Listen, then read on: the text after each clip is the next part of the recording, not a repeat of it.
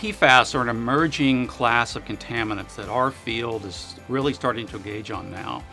And the story is that this is a remarkable chemical, industrial chemical used for a lot of different things, very useful to society.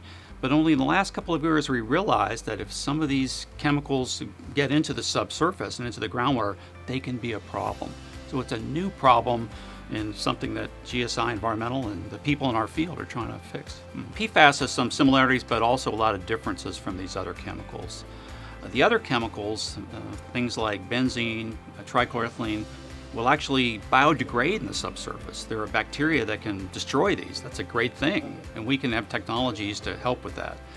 But with PFAS, we have these carbon-fluorine bonds that are really hard to break, so they don't degrade. This is sort of unique.